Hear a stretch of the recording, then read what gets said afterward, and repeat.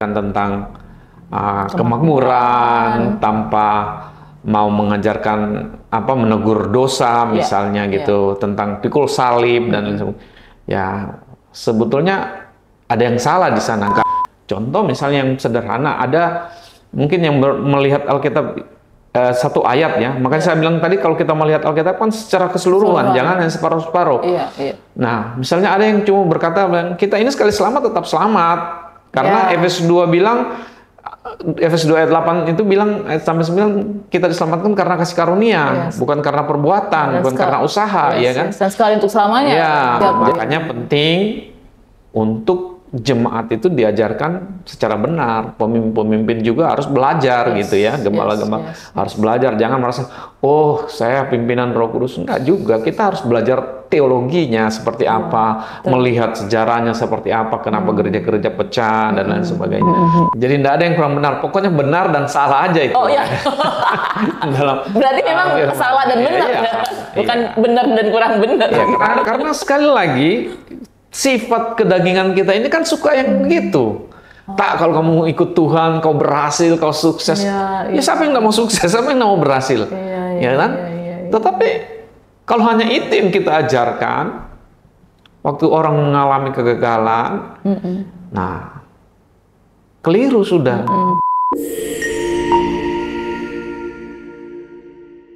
Gereja mengajarkan kemakmuran, gereja mengajarkan berkat, gereja mengajarkan hidup yang berkelimpahan, tapi gak banyak gereja yang ngajarin tentang memikul salib, tentang dosa, tentang menghardik hal yang salah untuk jemaatnya.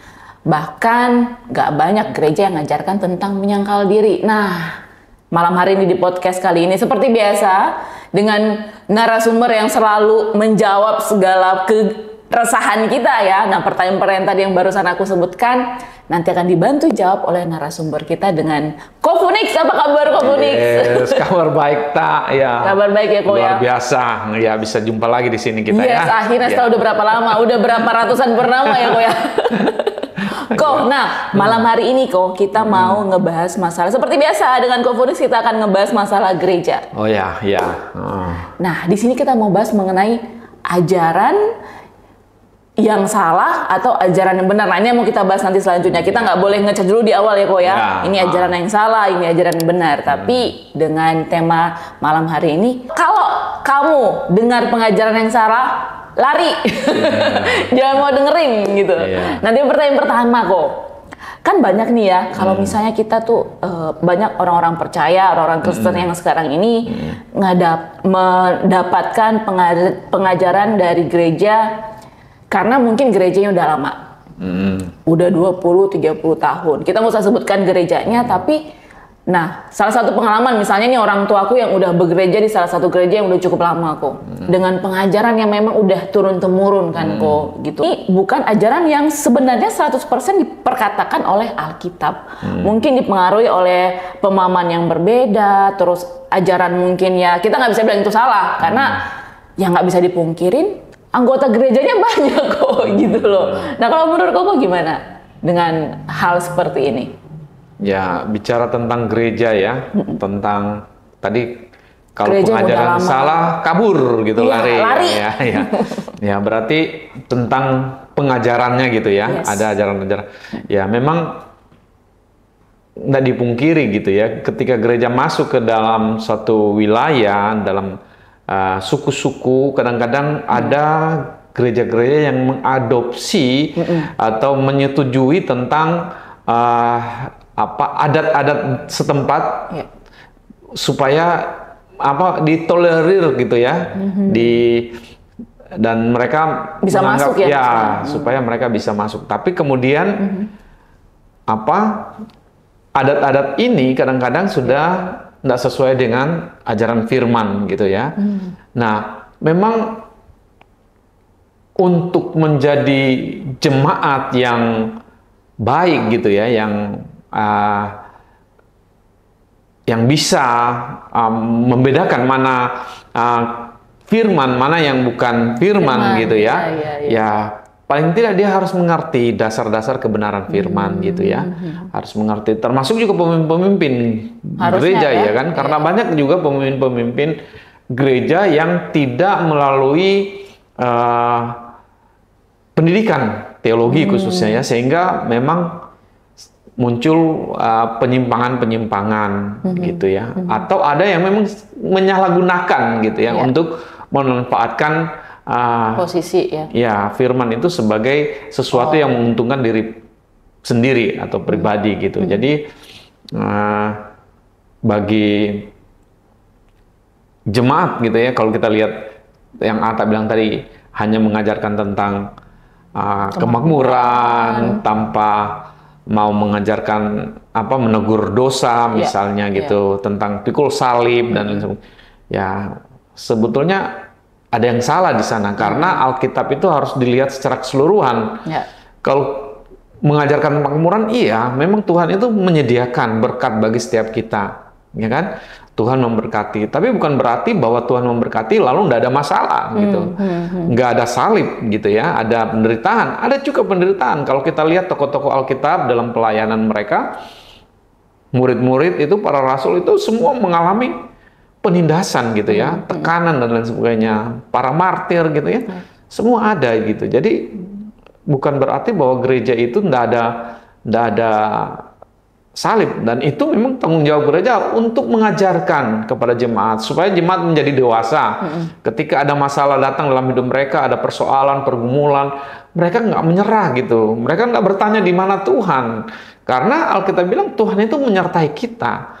Bagian kita harus mengenal Dia dengan benar. Ketika kita mengenal Dia dengan benar, mengenal Tuhan menyertai kita, apapun masalah dalam hidup kita, kita tidak akan goyah gitu. Kalau kita lihat tokoh-tokoh Alkitab ya, mereka semua mengalami masalah gitu, tapi karena pengenalan akan Tuhan mereka begitu hebat gitu ya, tetap jalan terus. Paulus itu dilempar batu sampai karam kapal, masuk penjara, penganiayaan, semua dia lalui, tapi dia tetap kuat. Bahkan dia berkata bahwa mati adalah keuntungan ketika mengikut Yesus gitu. Jadi kalau ditanya tentang kenapa, ya tergantung lagi gitu ya. Kadang-kadang motivasi gitu ya, penafsiran juga ya, doktrin ya, itu kan yang mempengaruhi kenapa pengajaran. Karena ada orang yang mengajarkan tentang berkat kita itu menjadi anak-anak Allah gitu ya. Jadi kita bukan lagi, kalau kita anak-anak Allah tentunya Tuhan pasti memberkati kita gitu ya. Nggak ada penderitaan karena kita anak Allah. Enggak juga. Sebetulnya kalau kita lihat Alkitab itu kan dia lengkap itu. Ya kan, dari awal sampai akhir. Jadi kita juga anak Allah, tapi Alkitab bilang kita juga adalah hamba.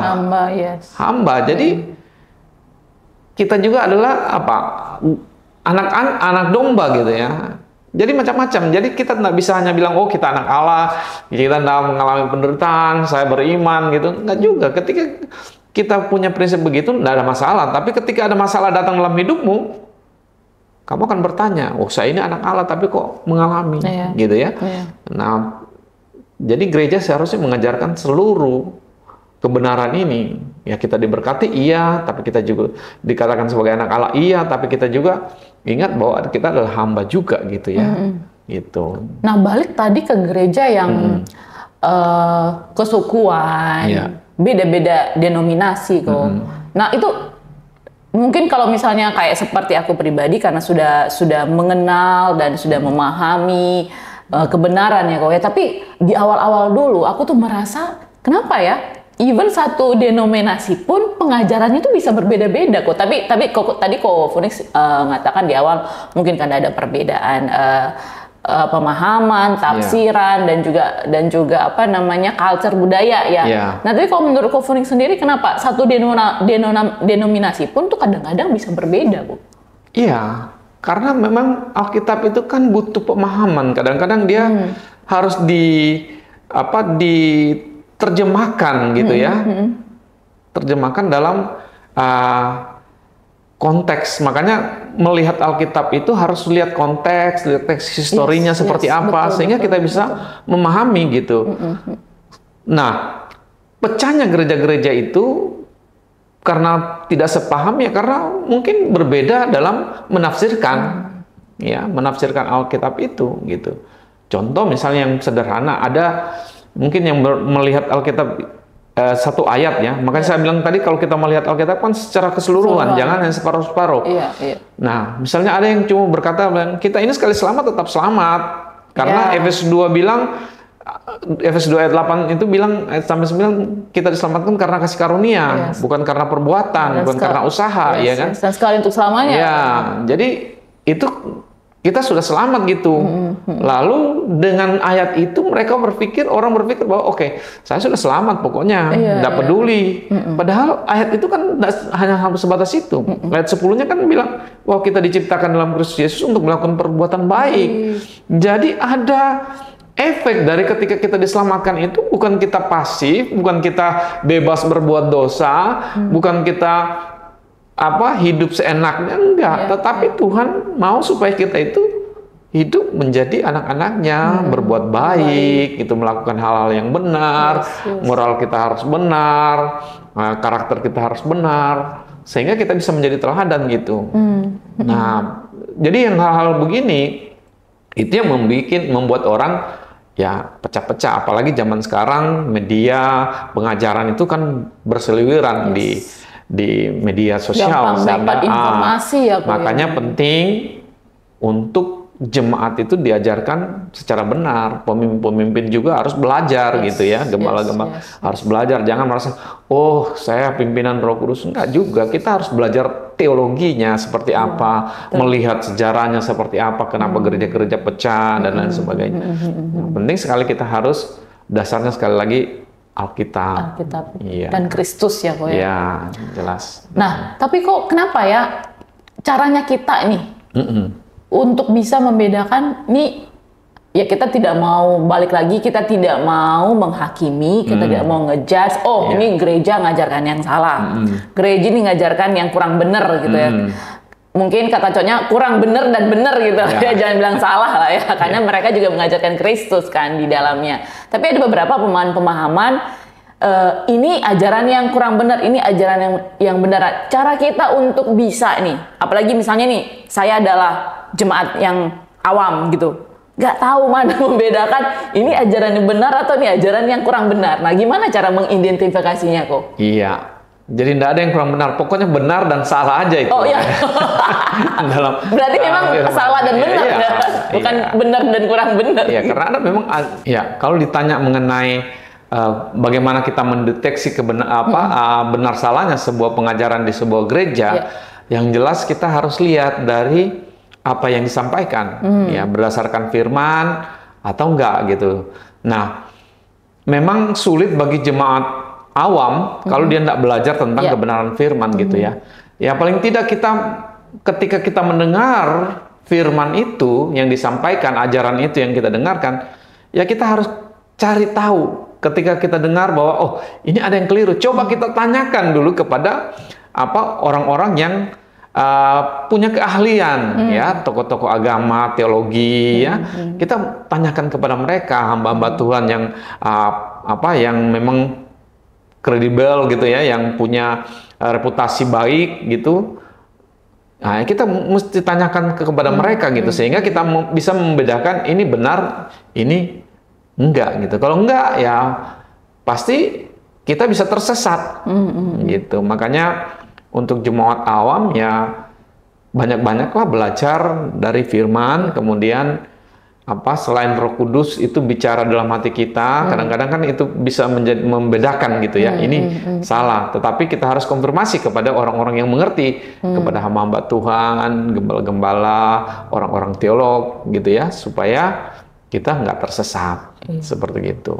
Tapi kalau misalnya udah diajarkan gitu ya kok ya, and then sebagai seorang jemaat yang memang dia mau ke gereja, belajar Alkitab, dan pada akhirnya ini case by case tapi ya kok ya, pada akhirnya dia menyerap dan mengaplikasikan ajaran yang salah itu. Dan apalagi nih ya, dia kadang kita punya persepsi ketika kita udah masuk ke dalam satu komunitas gereja yang besar, banyak pengikutnya, ternyata ajaran-ajaran yang di dalam yang diajarkan itu ternyata salah, itu udah diserap puluhan tahun nih sama jemaatnya. Itu gimana itu, Bu?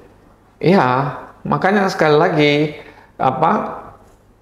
kalau dia tidak mau belajar firman, nah itu yang mudah tersesat gitu kan. Iya.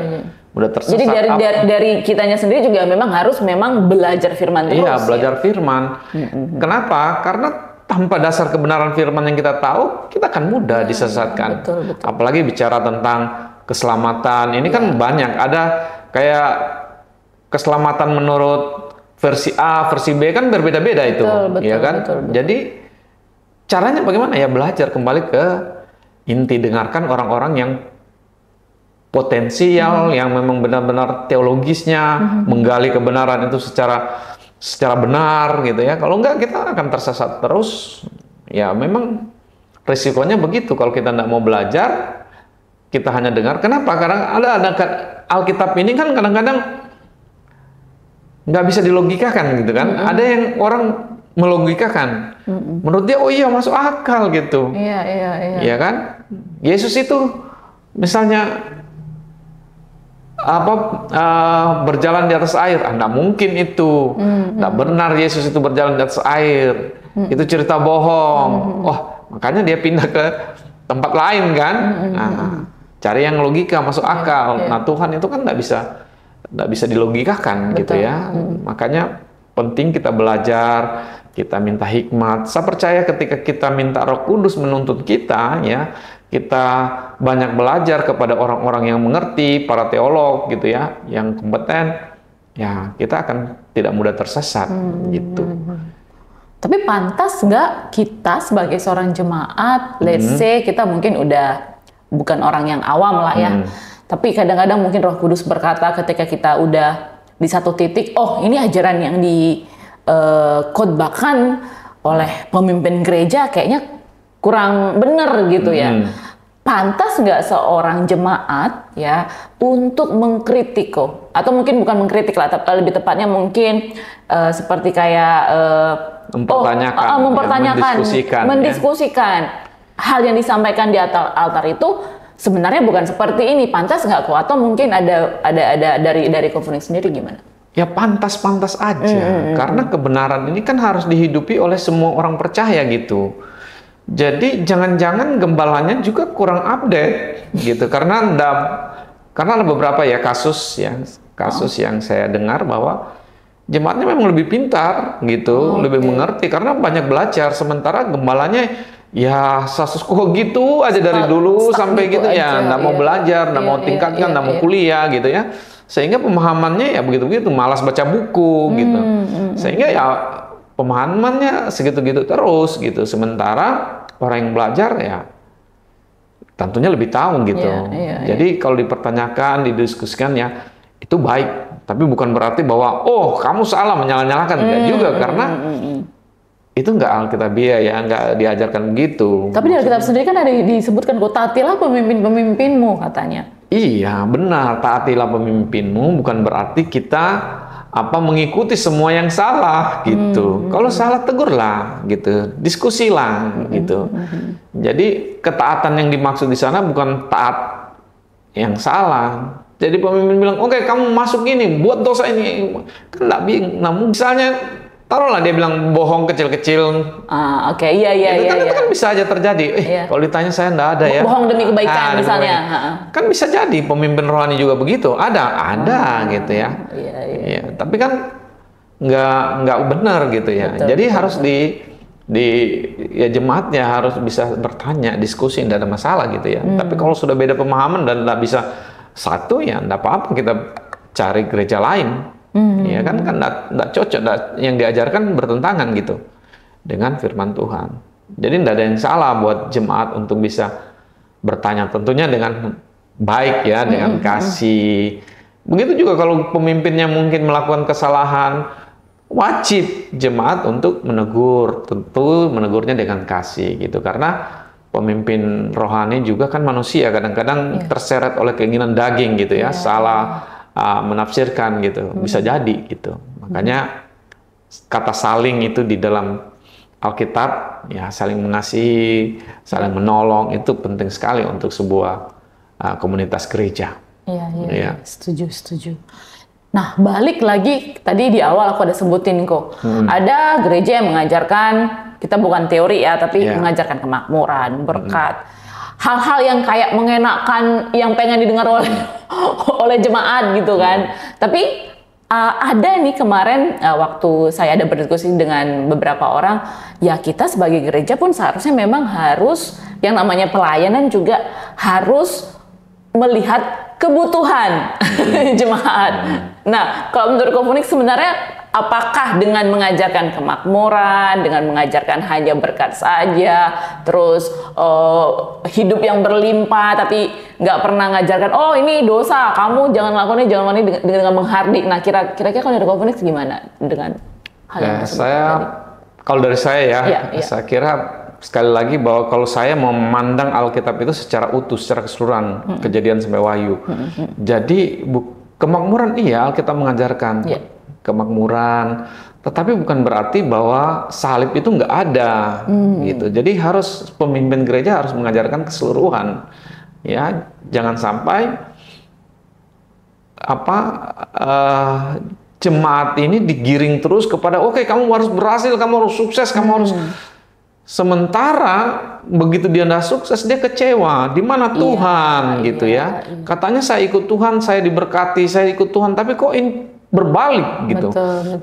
Sebetulnya nggak ada yang salah. Tuhan tahu setiap pergumulan kita, gitu ya.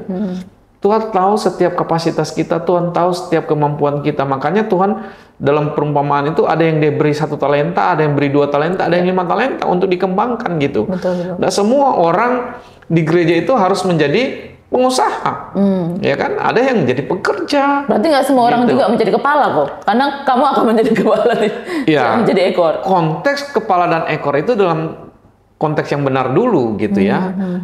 Jadi banyak orang yang mau kamu jadi kepala dan bukan jadi ekor. Jadi, kalau saya kerja di perusahaan ini saya langsung jadi pemimpin. Enggak juga gitu, kan? Ada proses yang harus dilalui. Kalau itu yang sebenarnya harus diajarkan oleh gereja gitu ya. Iya, jadi ada proses gitu. Ketika kamu prosesnya belajar bagaimana untuk menjadi kepala, bagaimana kamu membuka usaha dan lain sebagainya, mungkin kamu bisa jadi pemimpin gitu. Kamu hidupi kebenaran firman, bisa jadi seperti begitu. Walaupun kamu dari ekor, ya kan? Dari bawah, gitu. Tapi kalau kamu hanya iman, aku beriman, jadi pemimpin, aku jadi kepala bukan ekor, tapi malas tidur terus di rumah, dan melakukan apa-apa, ya kan? Ada hal yang keliru di sana. Makanya harus melihat Alkitab secara keseluruhan, karena Alkitab suruh orang itu bekerja keras, gitu ya. Paulus bilang, aku bekerja keras lebih daripada yang lain, gitu, dari orang-orang yang lain, sehingga dia memang pelayanannya cukup luar biasa, gitu ya. Hampir 2/3 dari Alkitab itu kan ditulis sama Paulus, gitu. Banyak loh tapi yang kalau gereja yang mengajar teori-teori tadi kita sebutkan itu banyak loh pengikutnya kok. Iya, karena sekali lagi sifat kedagingan kita ini kan suka yang begitu. Tak, kalau kamu ikut Tuhan, kau berhasil, kau sukses. Ya siapa yang nggak mau sukses, siapa yang nggak mau berhasil, ya kan? Tetapi kalau hanya itu yang kita ajarkan, waktu orang mengalami kegagalan, nah keliru sudah, gitu ya. Mereka kecewa dengan Tuhan. Makanya kalau kita mengajarkan secara keseluruhan bahwa hari ini kau berhasil, mungkin besok kau jatuh, tapi percayalah bahwa Tuhan itu tidak membiarkan kamu. Tuhan ada di sana, jadi jangan pernah kecewa. Terus jalani hidup benar, terus lakukan proses dengan baik, dan pasti akan ujungnya jadi berhasil, kan begitu. Tapi kalau kita cuma ajarkan kemakmuran, kau pasti makmur, nah itu ada yang salah gitu. Dan memang banyak pengikutnya karena kan enak gitu. Banyak pengikutnya. Kan enak untuk menjadi orang sukses, jadi orang banyak gitu. Secara daging memang, secara psikologis orang lebih suka dengar yang enak gitu kan, daripada pikul salib. Yang senang didengar oleh telinga, iya betul. Gitu. Nah, menurut Kofunix nih pertanyaan terakhir kok sebelum nanti Kofunix memberikan quote untuk sahabat curhat. Pertanyaan terakhir kok. Sebenarnya untuk sebuah gereja mengajarkan sebuah ajaran benar tadi yang Kofunix sebutkan, pengajaran yang memang berdasarkan kebenaran Alkitab dan mengajarkan Kristus pastinya kan. Nah, tapi bisa nggak Ko Phoenix mendeskripsikan hal itu? Iya, jadi kalau kita bilang ajaran yang benar itu ya Alkitabiah, itu pastinya ya. Kemudian untuk jemaat awam melihat bagaimana pengajaran itu benar atau tidak, ya jangan hanya tunggu khotbah gitu ya. Belajarlah, gali sendiri kebenaran firman itu. Kan sekarang bukan zaman kayak dulu ya, zaman batu. Zaman batu kan Alkitab cuma 1, 2, kadang-kadang orang nggak punya. Tapi sekarang kan Alkitab itu sudah banyak. Lalu versi, lalu kan banyak pengajar-pengajar Alkitab yang teologinya bagus gitu ya. Kita harus banyak belajar gitu. Supaya kita banyak mengerti, banyak tahu, banyak memahami gitu, sehingga kita tidak mudah disesatkan kayak gitu. Jadi kalau ditanya bagaimana gereja itu, ya pengajarannya jangan menyimpang dari Alkitab. Itu dasarnya ya, Alkitab ya. Dan memang ada macam-macam ya, tentang seringkali perpecahan itu karena tentang keselamatan kan. Ada yang keselamatan, ada yang bilang sekali selamat tetap selamat. Ada yang bilang bahwa keselamatan itu harus diperjuangkan gitu kan. Karena itu penafsiran gitu kan. Lalu eskatologi tentang kedatangan Tuhan yang kedua kali itu kan macam-macam. Nah, itu yang kadang-kadang ada perbedaan. Tapi pada intinya Yesus adalah Tuhan, Tritunggal. Itu yang penting, yang harus kita pahami, bahwa keesaan Allah itu ya. Kalau kita percaya bahwa Allah Tritunggal itu adalah satu yang utuh esa gitu kan. Nah, itu saya kira pengajaran yang benar menurut saya. Oke. Nah, kita akan kembali nih untuk sahabat curhat yang sudah menonton podcast ini dari awal sampai akhir. Terima kasih sebelumnya ya udah nonton dari awal sampai akhir. Tapi ini belum akhir karena nanti ada course dari Ko Phoenix. Nah, kita ingatkan kembali nih sahabat curhat untuk kalau misalnya mau nanya-nanya, mau curhat, mau konseling, bisa ya Ko ya? Bisa, sangat bisa. Sangat bisa, dan itu semuanya gratis. Bisa langsung WhatsApp kita di 0819 081 741 atau misalnya mau komen apa aja boleh di bawah, kita tunggu komennya. Karena sahabat curhat ini jarang sekali nih komen di bawah. Jadi yang nonton, yang mungkin nonton dari awal sampai ke akhir, atau mungkin yang udah nonton dari pertengahan dan ini udah mau ending, langsung aja komen di bawah. Mau komen apa aja kita tunggu. Mau curhat, mau nanya-nanya, mau juga mau ngajak konseling, boleh ya, langsung komen aja di bawah, kita tunggu di channel YouTube New Life Batam. Nah, terakhir Ko, untuk quotes sahabat curhat. Berakar di dalam firman Tuhan itu merupakan benteng yang paling baik untuk bisa mencegah ajaran-ajaran sesat yang membawa kita kepada kesesatan. Ya. Apa tadi kok? Berakar di dalam firman, ya. Itu yang akan membuat kita bisa luput dari ajaran-ajaran sesat. Itu penting sekali kita untuk tetap terus berakar dalam firman. Terus belajar firman ya kok. Apalagi sekarang udah banyak ya kok kayak aplikasi devotion. Mungkin seperti di gereja kita juga, kita ada juga tiap pagi untuk doa pagi. Jadi kita memang dibekali firman untuk menjadi, itu tadi yang aku bilang, menjadi akar dalam hidup. Berakarlah dalam firman. Maksudnya berakar dalam firman itu dalami firman. Makanya kita kan disuruh merenungkan firman siang dan malam. Jadi semakin banyak kita belajar firman, kalau kita nggak ngerti, kita tanyalah sama orang yang ngerti gitu. Jangan cuma dengar dari YouTube gitu sepenggal-sepenggal. Kita harus lihat dari secara keseluruhan. Karena kalau kita hanya sepenggal-sepenggal, nah itu tadi yang banyak penyesatan. Betul. Ko Phoenix, terima kasih udah menjawab keresahan aku. Sama, terima kasih juga. Jadi bagi sahabat curhat udah tahu nih ya, kalau misalnya ini ajaran yang salah, bukan ajaran yang kurang benar ya Bu ya, ajaran yang salah. Kalau ajaran yang salah, lari aja. Lari langsung, lari run. Untuk menghindari gitu ya, tapi bukan cuma lari langsung lari percuma, lari cari informasi yang benar. Gitu. Itu dia. Thank you sekali lagi Ko Phoenix. Jangan capek-capeknya untuk tetap mau menjawab segala pertanyaan dan keresahan sahabat curhat. Nah kalau begitu, terima kasih buat sahabat curhat yang udah nonton podcast ini dari awal sampai akhir. Kami ingatkan kembali untuk tetap menyaksikan podcast Curhat bersama New Life setiap hari Kamis jam 7 malam hanya di channel YouTube New Life Batam. New Life. Bye. Hari.